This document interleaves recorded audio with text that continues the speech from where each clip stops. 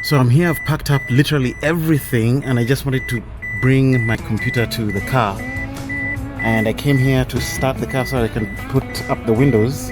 And guess what?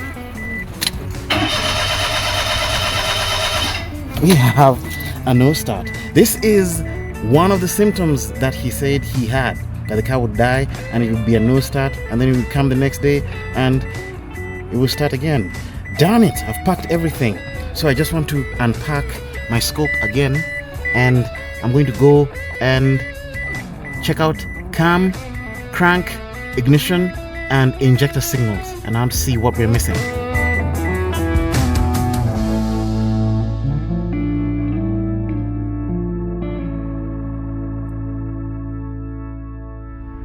So I've quickly set up channel 1. I have my cam sensor, and then 2 positive. Channel 2, I have my crank sensor on N1 positive. Channel 3, I have injector number 1, and channel 4, I have in coil number 1. And there we are, set up, and my scope is running. So let me get the keys.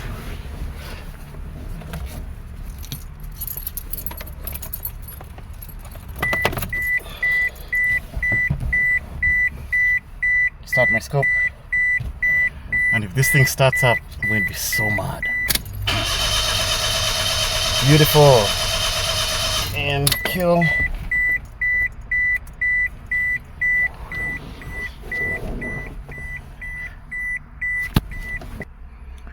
Alright, let's analyze this. First thing I want to do is to separate out my cam and crank signal, and we have cam and we have crank. So this is not a cam or crank sensor. We have injector. Let me shrink it down a bit so that it takes up less screen real estate. Let's go 0.3. Beautiful.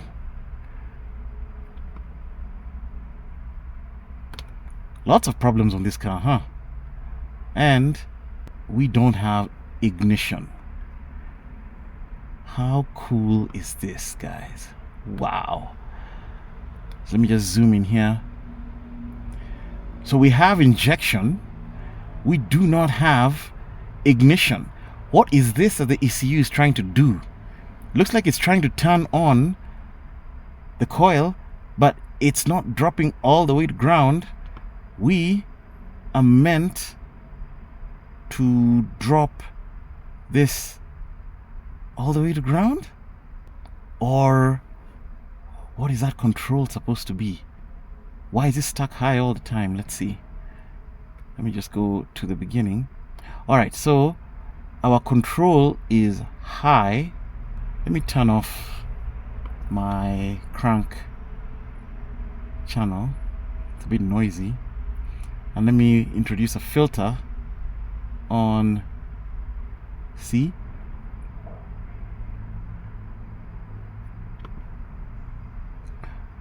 Look at this. We are trying to turn on the coil, but we are only dropping this down to 5 volts. Now this is very interesting.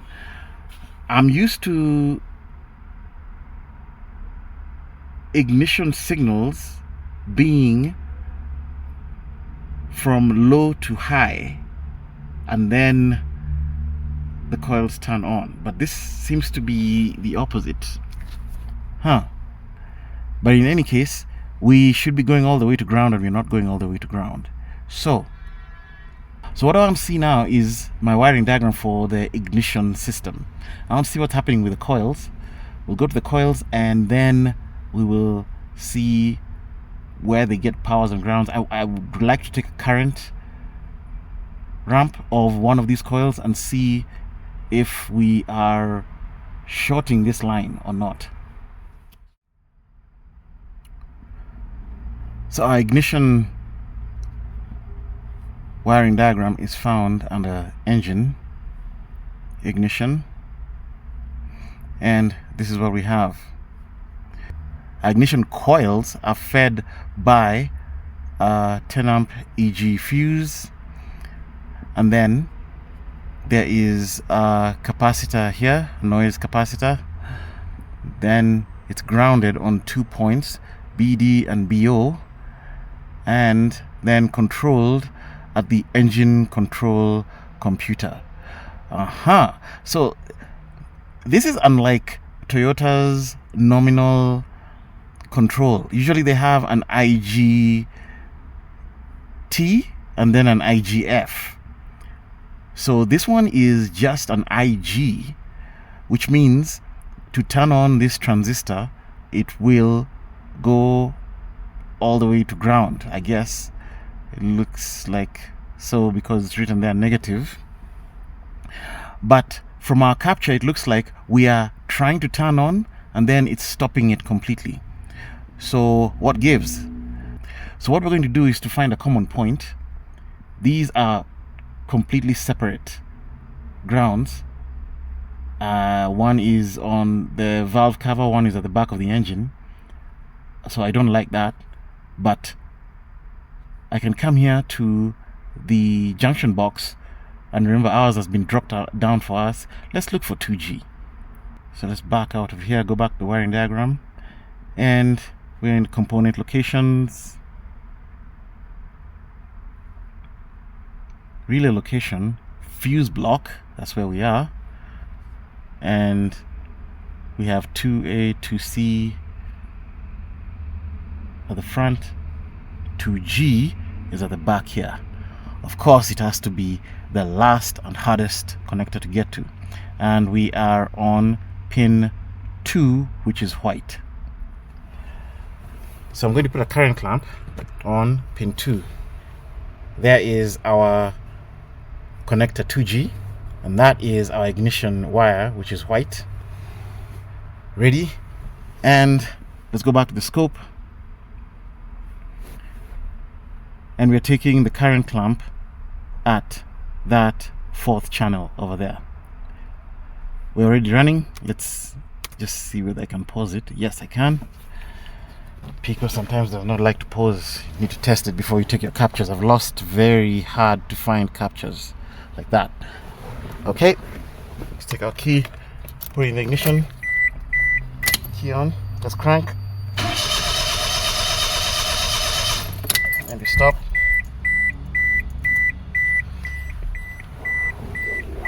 And we have completely no current at our ignition out. So we have control and we have no current. Let's look for the voltage at that wire now. Okay, I've quickly changed my scope channels. So channel 1, I am taking my crank signal N1 because I just want to know when I'm cranking. Channel 2, I'm taking my IG1 control for coil number 1. Channel 3, I'm taking all coil current from that main power feed for the coils, and then channel 4, oh that's just channel 4, sorry, and then channel 3, I'm taking the coil voltage at the same place. Okay, let's see what we have. Let's go crank,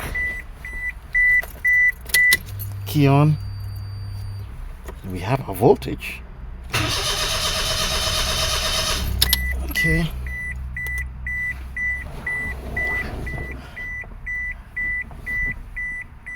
amazing. Let me take the key out of the ignition and stop making noise. Guys, this is amazing. Really, really amazing. This is an ECU issue. Something is up with our ECU. Why is our ECU not completely grounding these coils? We have voltage on that line.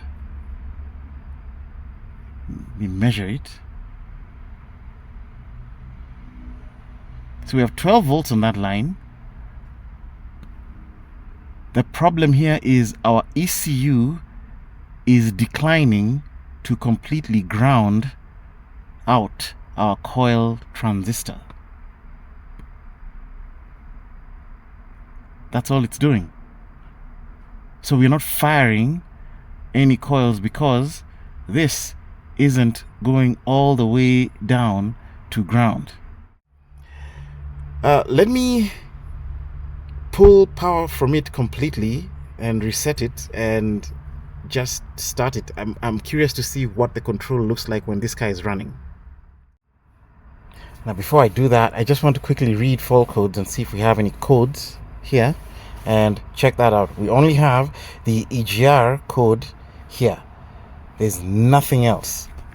So yeah, this ECU is just bad, man. Let me pull the battery cable, hopefully reset the ECU and then start the car again.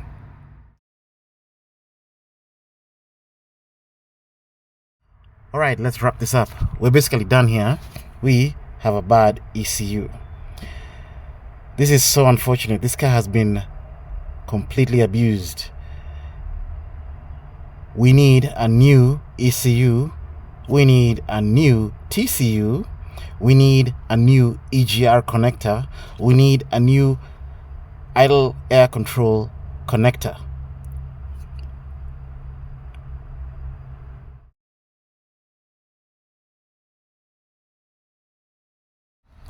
Well, a couple of days later, and the owner called me, told me he got a module. So I'm back. That is the old one that came out of the car, and that is the replacement used module. I hope these don't have any security in them. Toyota started putting security in around 2005, and this is our 2005. So I really hope that the emo is not going to be flagged by this, but if it is, I think I know a procedure to alleviate that. So let's plug that in and let's see if this car starts, and then if the car starts, we take our captures again: cam, crank, ignition, sync, and injection, and then we'll see how they differ from the old one. Alright, module is plugged in. Let's just start this car before I put my scope on it so I don't waste my time in case this is another no start.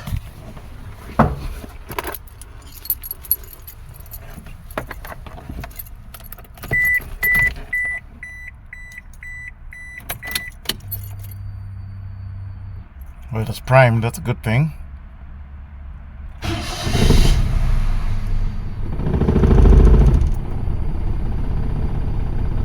It has started, but the idle is very low. Very, very low. I don't know if... Oh! See what the engine is doing.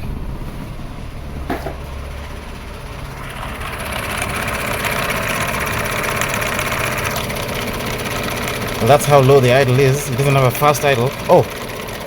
I am unplugged. Let me plug this back in.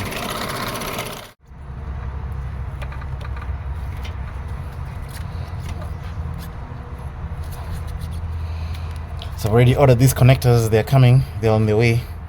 And the EGR is still disconnected, and this is out of the way. Let's start the car now. I think if memory serves me right, we need to delete these codes. Let's first go into engine computer and read codes. Yep, idle control system and EGR, and both are current. Let me clear that.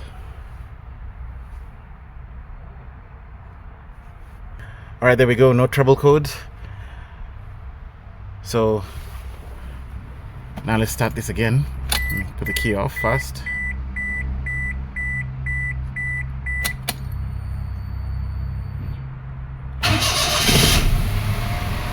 Beautiful.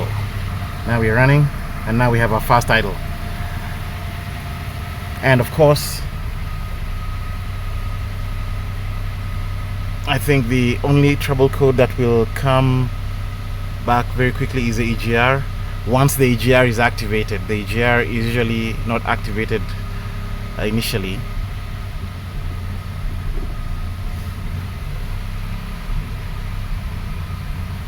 Oh, we have a bit of a misfire.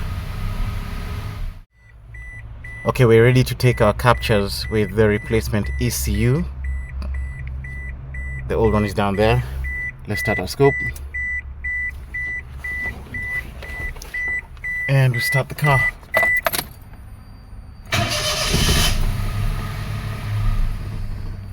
Oh, we've stalled out.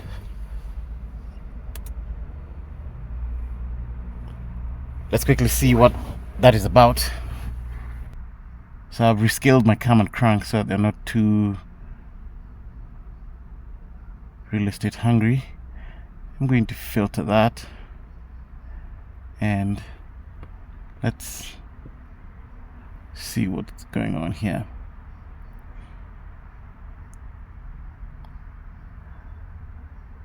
Okay. Now, look at this.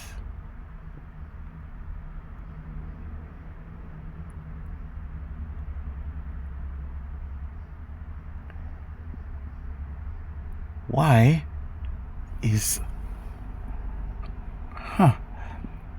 So I was correct. The ignition signal is meant to be low to high, but check this out. When we stall out, our signal goes high all the time.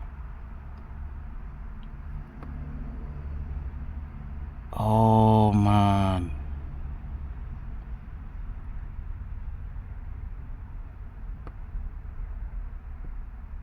So you want to tell me our original ECU was fine? Because this is what... And what is this? Why are we double firing like that?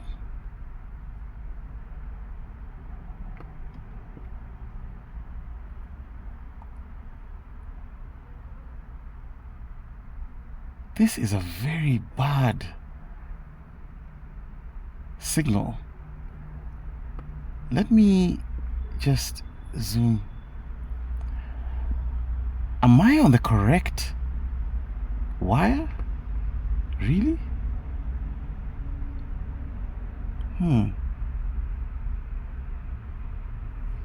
Our injectors aren't changing at all, but look at this. This isn't right. Okay, I want to take my current clamp and put it on channel 4. Let's get rid of these injectors because I am not seeing anything wrong with the injectors. The injectors are fine. Our coils are the ones that are doing really weird stuff. So, and then here, let me just get rid of the injectors and put my current clamp on the coils. I want to see what the coils are doing. Right, my fuse box was returned in its place, so I have put a fuse buddy on the ignition coil fuse, and I'm going to take my current from there. Let's start the car. Scope is running.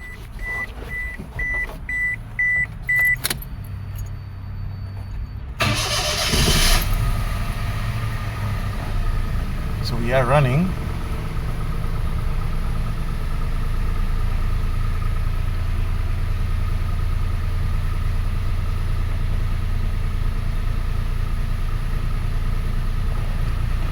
So far we are good, but this car is going to stall out.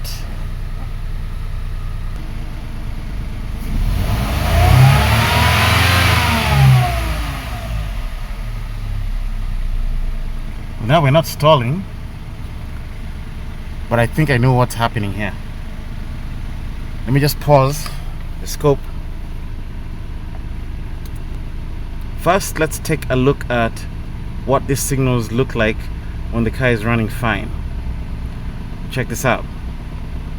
I'm going to section out this. Look at this.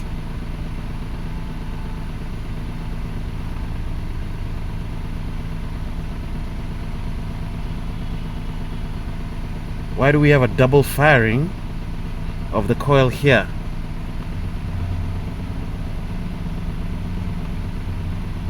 Then there's this.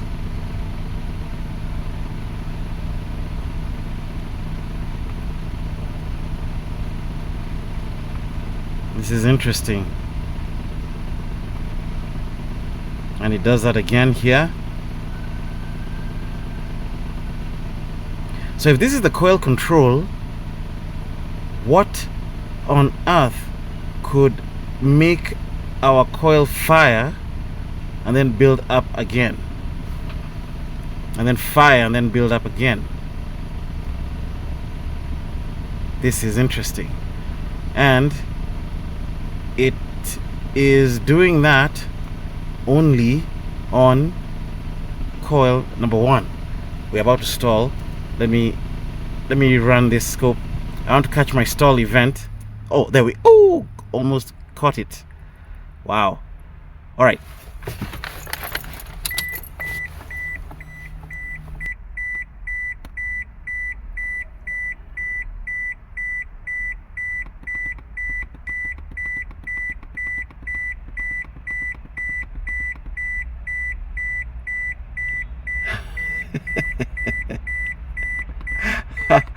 This is really cool. Okay, first of all, I have to take an L on this one. The problem was not our ECU. I've replaced an ECU too hastily. Look at this. This ECU does not like something. And what doesn't it like? Look at this. We're triple firing spark here. Is there any other coil that's doing that? No, there isn't. This coil is triple firing. Wow. Let me save this capture. This is a very cool capture. Let me just save it, and then we are going to discuss this. Okay guys, I'm going to have to eat crow, and I don't like the taste of crow. It's very rare that I make a mistake. Very rare, because I always follow my data. But I have made a mistake. Our control module, our ECU, is not bad. Right here, what you're looking at on the screen, this is the money shot. This is the shot that holds 90% of our solution. The rest of the 10%, I need to take another capture. But check this out. First of all, we are running here fine, and we are ticking along. So we are ticking along. Engine is happy. Okay? But occasionally we see this. What is this? How does a coil double fire with no command from the ECU to double fire? So this coil has fired here, but the ECU has commanded it to fire here. Okay, nice. Look at this other one here. Same coil. This is a 3-cylinder engine. What is this? This is a quadruple fire. 1, 2, 3, 4. And then the last one, the energy was so weak that it didn't do much. But as this coil is building up energy, it prematurely fires here, then prematurely fires again, then prematurely fires a third time, then a fourth time, and then it's released. This is a rogue coil, okay? Coils should never turn off and spark while the transistor command is high. It should only turn off and spark when the transistor command is cut off, like that. So here's what may be happening. We have only 2 possibilities, actually 3 possibilities. Possibility number 1, this coil has just failed internally and the circuit has degraded to a point where it is prematurely turning. The base is cutting out. This base that this coil is seeing is prematurely cutting out, and the coil is firing. That's possibility number one. Possibility number two is this coil has a ground and power.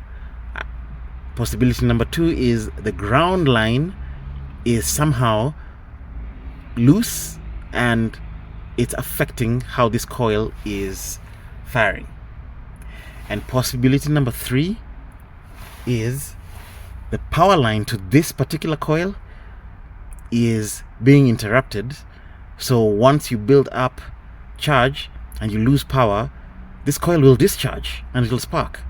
So this coil will discharge in one of three ways. Either you turn off the base, or you haphazardly turn off the ground, or you haphazardly turn off the power. To get our 10% final call, we need to go to this coil and take the power and the ground. So I'm going to come here and remove my cam and crank channel. I don't need them, they're fine. I'm going to go to coil number one and I'm going to put power feed for coil number one on the blue channel, and then the ground supply for that coil on the red channel. And then we wait for this coil to cool down, and then we take this capture again. Here we are on coil number one. Channel 1 is our positive supply to the coil. Channel 2 is our ground to the coil. Channel 3 and 4 remain the same. Channel 3 will be the transistor base to this coil, and that's at the ECU. And channel 4 is the coil current from the fuse box. Let's go and start this car. Hopefully this has cooled down. It's not even hot. Okay.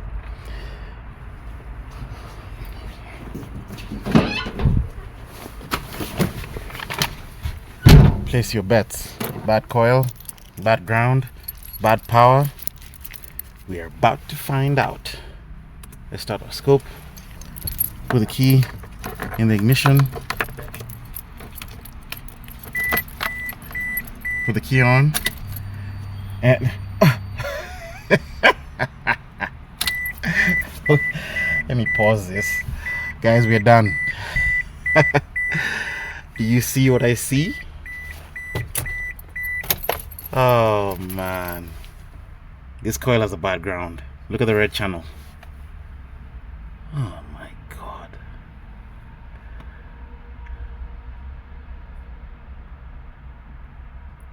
Our ground is at 8 volts.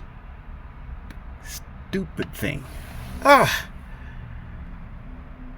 Caused me to call a bad ECU where there is none. Well, let's go to a wiring diagram, look for this ground and repair it. But first, why don't I just give this coil a ground and then start this car? This is ridiculous. Okay, there's my ground, and you make sure that you put your ground in the correct line. It's the brown one, and that's just going to battery negative right there. Oh dear. Let's start this thing.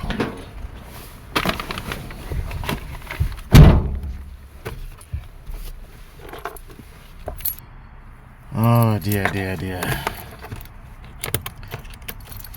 Let's put our key on. Yep, now we have a good ground, and this car should now start.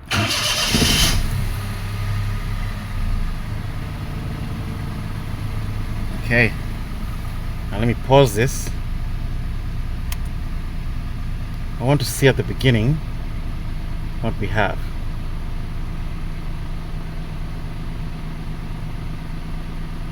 So once we have a good ground, we actually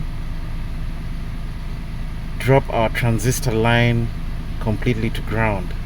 Of course we do. That transistor line also depends on the ground in the coil. Hindsight is 2020.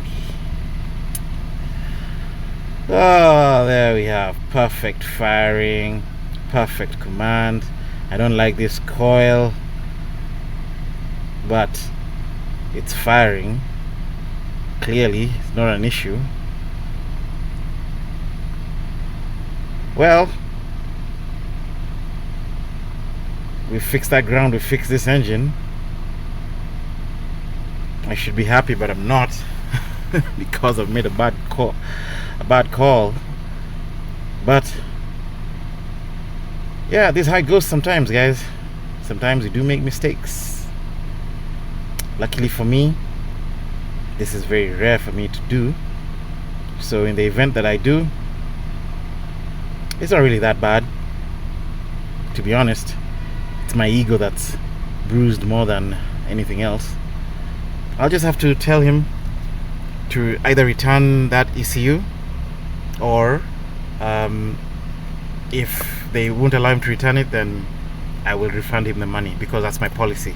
I do not allow people to suffer losses due to a bad diagnostic call. My diagnoses are guaranteed, so I will have to warranty that out if he cannot return it. So win-win for him. For me, I've learned a big lesson.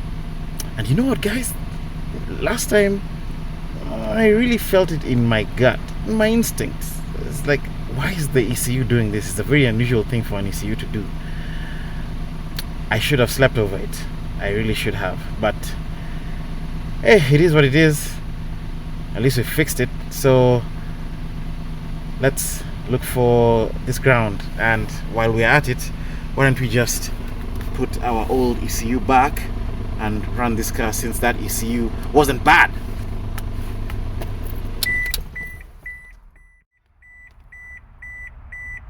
Our original ECU is returned back to the car. That's the one that came today. And I'm still grounding my coil at the front.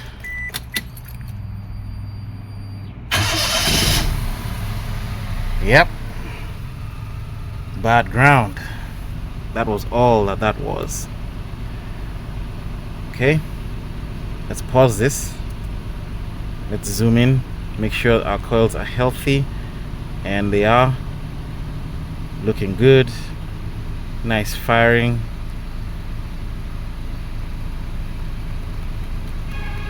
Yeah. Okay. Let's look for that ground. So this is our ignition wiring diagram, and I made another mistake when I was here last week. I said that this is connected to two grounds, BD and BO. That was not correct. We have an option 1 and option 2. There's 1 KR and there's K3 VE. We are 1 KR FE, so we are on option 1. Ours is connected to BD. So let us go to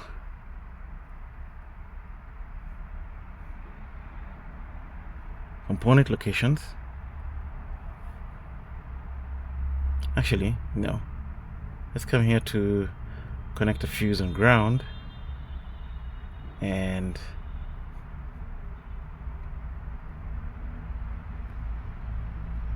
go to the earth load.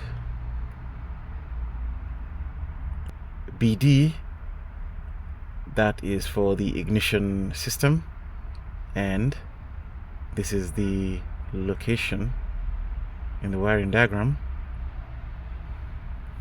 Let's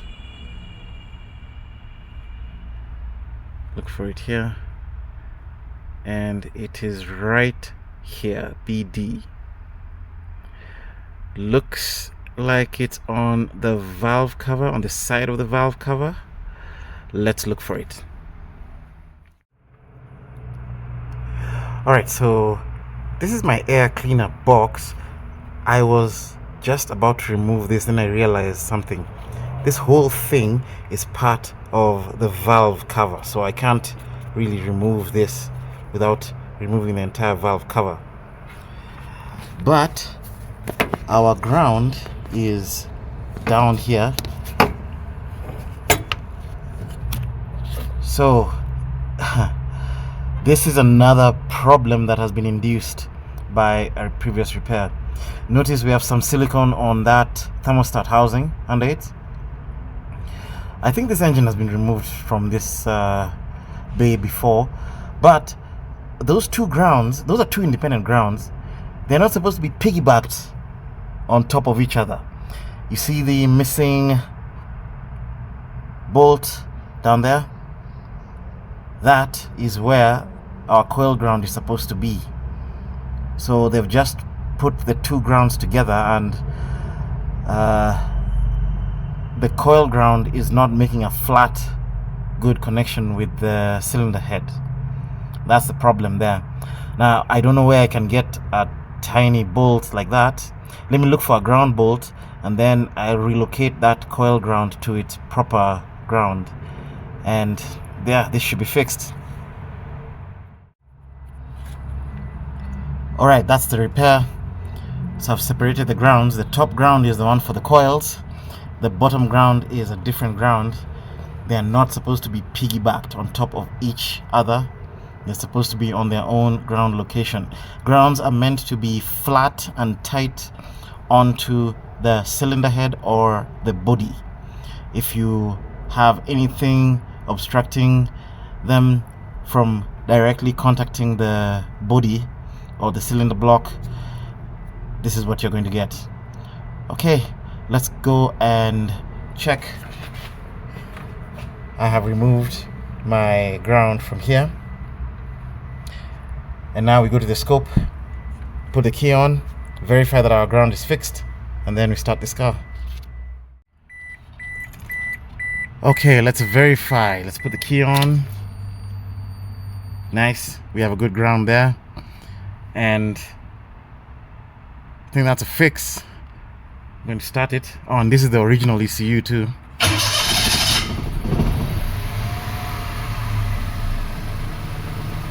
Okay, running well.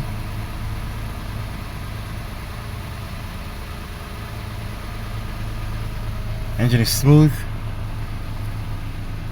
We're going to pause this and let's look at our coil firing integrity. Very nice. So we are good now. Looks like my current has increased slightly, which is good. Yeah, these coils are just being starved of power. And yes, I said that correctly. They are being starved of power. They are not being starved of ground. If you have a bad ground, you simply reduce the power supply of whatever is connected to that ground.